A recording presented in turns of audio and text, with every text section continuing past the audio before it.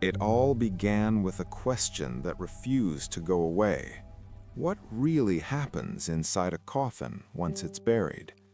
People had wondered for decades, but no one As you had the can see from the courage to data, find the out. results indicate a Dr. significant Laura correlation Evans between the wanted variables we answers. tested.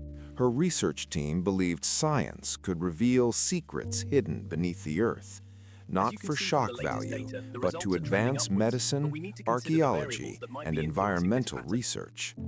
Their plan was daring and divisive. They would hide a tiny camera inside a coffin to record what happened after burial. Getting approval was a battle.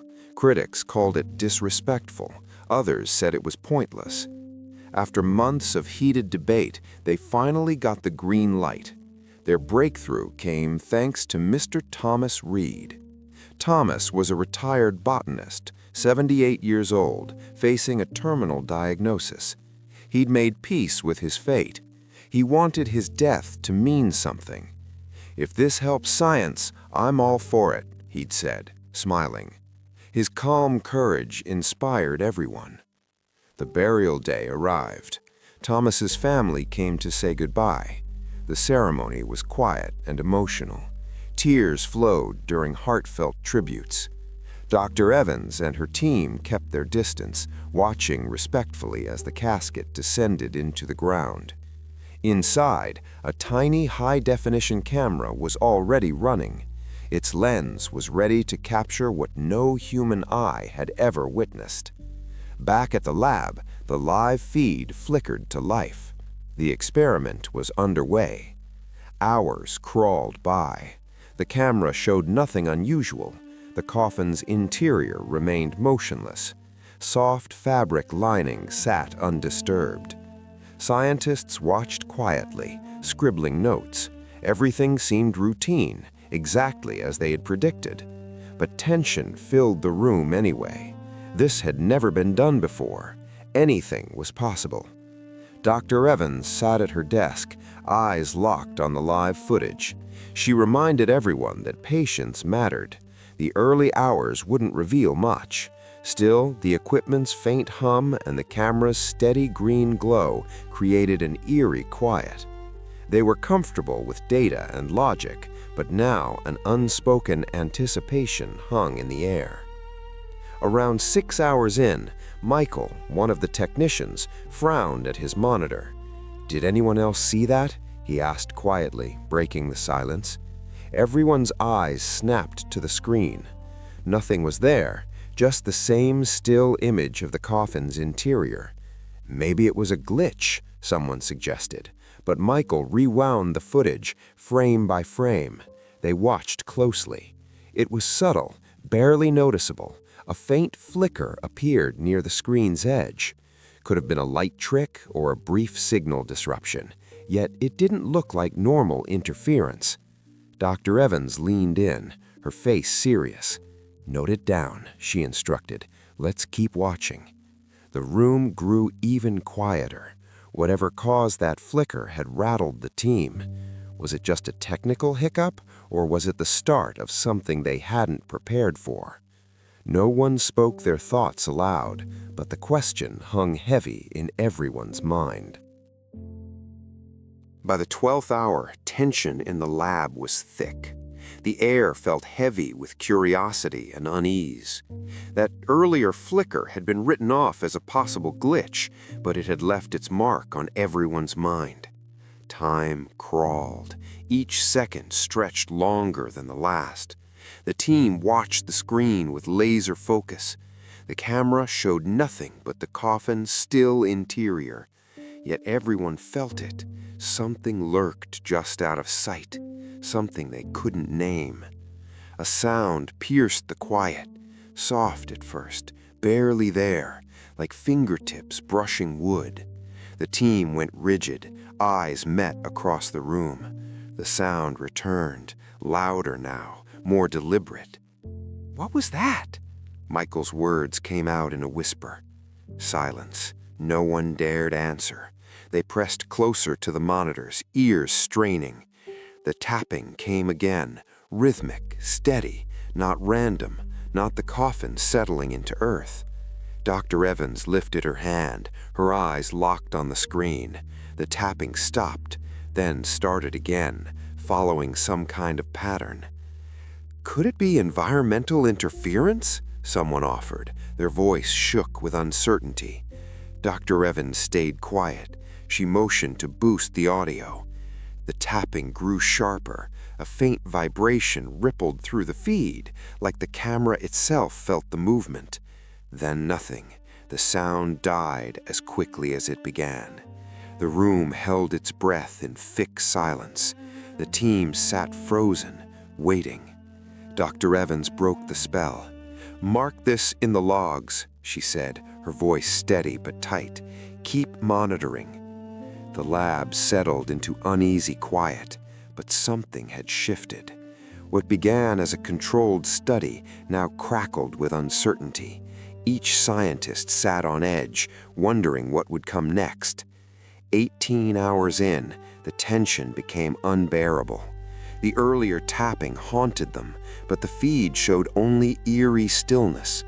The scientists worked in silence, replaying footage, searching for logic. The more they looked, the less they understood. Those taps weren't random. They had rhythm, almost purpose. It made no sense. Dr. Evans tried to concentrate, her notes filled with theories and observations, but she couldn't shake the feeling they were watching something beyond their experiment scope. The room stayed quiet, each mind lost in thought, until a new sound cut through. Faint, like cloth dragging across wood, soft but persistent, growing louder with each moment. The burial shroud on screen moved, just slightly. Its edge lifted, fell back, as if something unseen disturbed it. The team watched, breaths held, stunned into silence. That's movement," Michael said, his voice unsteady. "There's no airflow down there. Nothing should be moving." Dr. Evans nodded slowly, eyes fixed on the monitor. "Replay it," she said. They rewound the footage, played it back in slow motion. The shroud's movement was undeniable, but there was no cause, no breeze, no mechanical glitch, just a quiet disturbance that defied explanation. The brushing sound stopped cold. The shroud went still. The team exchanged worried glances, the weight of it settling in. Dr. Evans leaned back, her mind racing. "Log everything," she said finally, voice low but steady. "We're not making assumptions yet." Silence pressed down on the lab like a weight. The flicker, the tapping, the movement, each piece fit into a puzzle they couldn't solve. No one spoke the obvious truth. This was just the start. 24 hours in, tension gripped every scientist. The sounds, the movements, they played on repeat in their heads like a song they couldn't shake. The feed showed nothing for hours. The shroud lay flat, undisturbed, but the stillness didn't comfort them. It did the opposite. The quiet felt wrong, like something was holding its breath. Then the camera flickered, not a quick glitch this time. The screen went black, stayed black. Seconds crawled by before the image came back, distorted, fuzzy. When it cleared, the shroud had changed. It wasn't flat anymore. The fabric bunched at the edges, like invisible hands had grabbed it. The team froze, eyes locked on the monitor. "What's doing this?" one scientist whispered. His voice shook. No one had an answer. Dr. Evans leaned in. Her face had gone pale, but her focus held. "Replay it. Show me the moment before the flicker." The footage rolled back. The shroud lay perfectly still. Then the camera cut. When it returned, everything had shifted. No movement caught on film, no explanation for what they were seeing now. The equipment hummed softly. Then a new sound cut through, low at first, growing, a soft, rhythmic pulse, not tapping anymore. This was deeper, heavier. It sounded like a heartbeat. Nervous glances shot around the room. The same dread settled in each chest. "Run a diagnostic," Dr. Evans said. Her voice stayed steady, but tension bled through. "Check for equipment feedback." Even as she gave the order, she knew. The sound wasn't mechanical. It was too organic, too deliberate, too alive. The pulse stopped, just like that. The lab fell silent again. Scientists stared at the screen, waiting, hoping for something, anything. The shroud didn't move. The feed stayed clear, but the air in the room had changed. Whatever was happening 6 feet under, it was out of their hands now. Dr. Evans grabbed her pen. Her hand trembled as she wrote. "Stay focused," she said firmly, but the unease in her tone gave her away.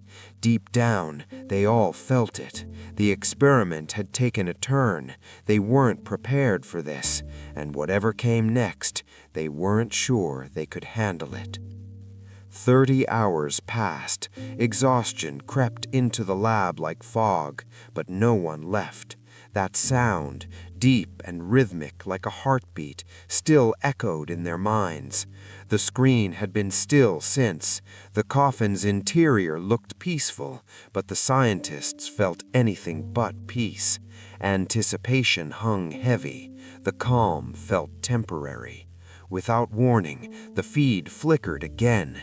This time, the distortion lasted longer. The screen cut in and out, in and out.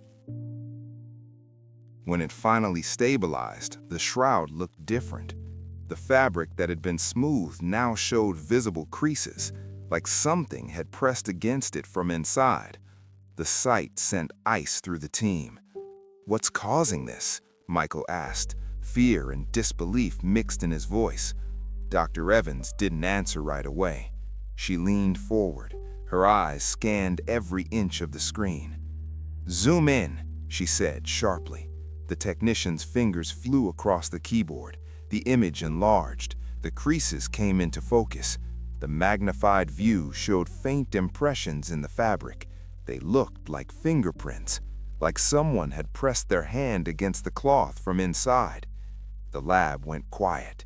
Everyone stared at the screen, trying to make sense of it.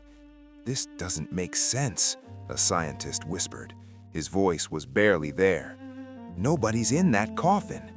They watched the recording again, slowly, frame by frame. They searched for movement, for anything that could explain the marks, but the camera showed nothing, just a flicker. Then the impressions appeared. No cause, no explanation.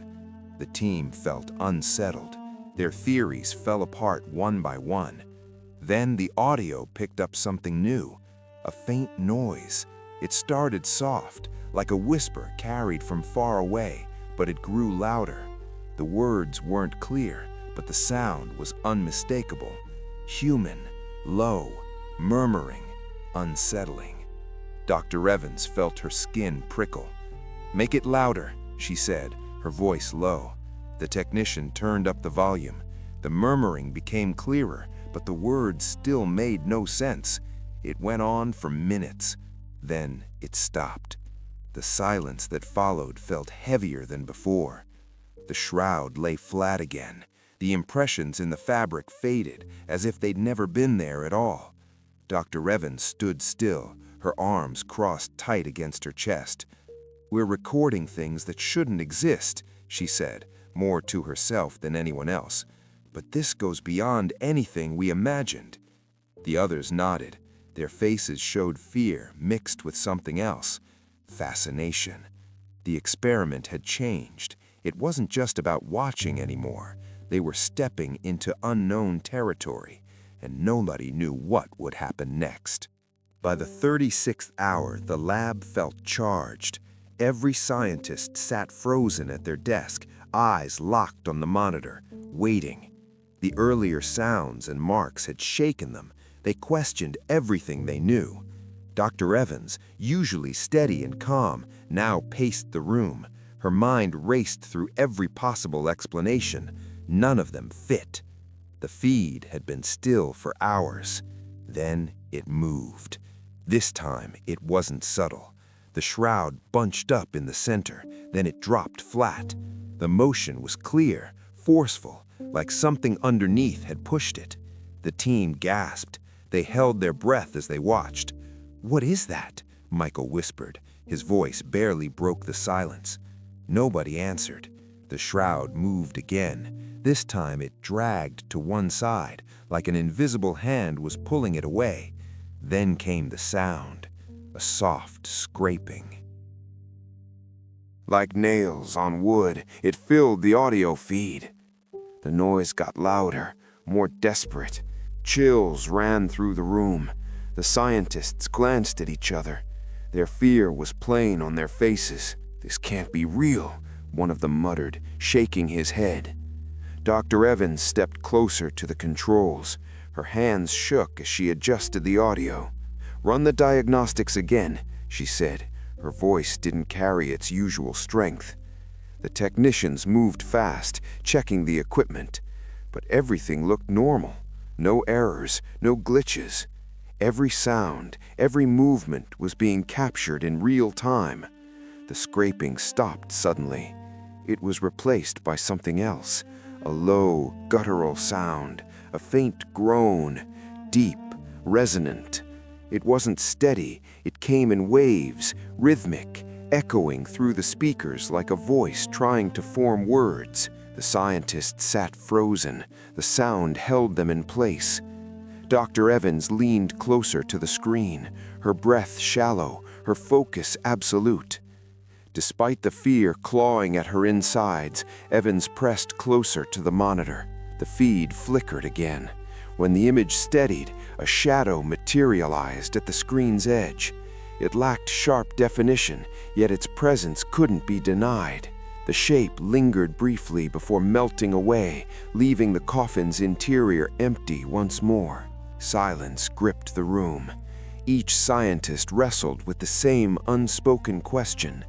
Were they witnessing natural processes or something that defied scientific understanding? Evans finally spoke, her voice barely holding steady. "Log everything," she said, eyes locked on the screen. "We're seeing this through." But inside she knew. Whatever unfolded before them exceeded anything they'd prepared for. As the clock ticked forward, one thought haunted her. This experiment was leading them toward an answer they might regret finding. By hour 48, exhaustion had consumed the team. Yet no one left the lab. The earlier events replayed endlessly in their minds. The shifting shroud, the scraping, the shadow. Each moment defied explanation, pushing them deeper into territory science couldn't map.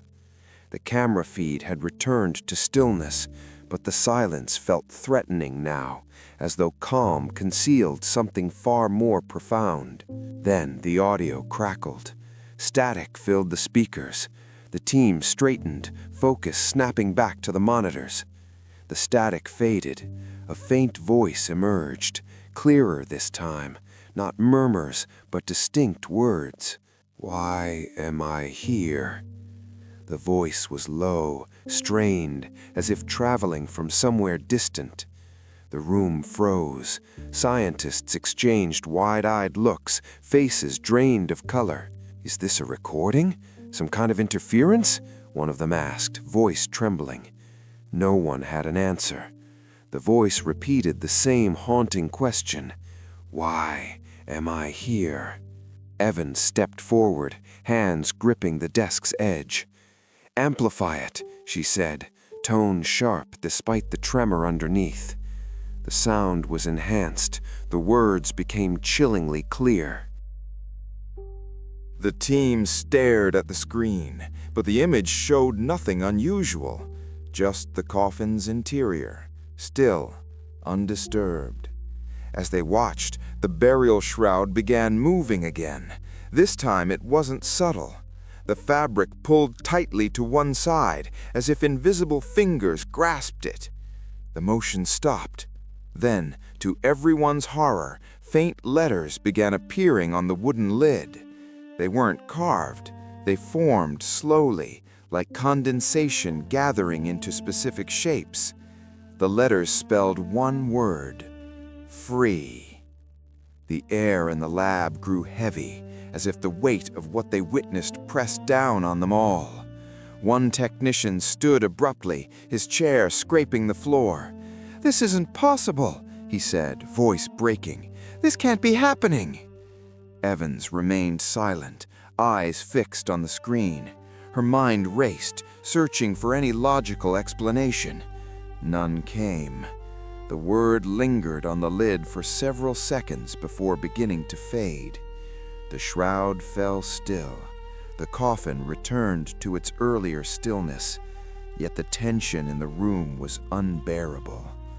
The voice came one final time, soft but resolute. "Thank you." Then the feed cut out entirely. No static, no flicker, just a blank screen. The team scrambled to restore it, but their efforts failed. The equipment showed no signs of malfunction, yet the connection was gone. Evans finally sank into her chair, hands trembling. "We've recorded every moment," she whispered, her voice barely steady. "But what did we actually see?" No one moved. The team sat frozen, each person wrestling with the same impossible question. They'd started this journey searching for answers. They'd wanted to understand death through science. Instead, they'd stumbled into something much deeper, something that shook everything they thought they knew. The truth, whatever it was, didn't bring closure. It brought more mysteries, more questions without answers, and one chilling realization they couldn't shake. Some secrets aren't meant to be uncovered. Want more unexplained mysteries? Subscribe to Mysteries of the Spirit and hit that notification bell. You won't want to miss what we uncover next.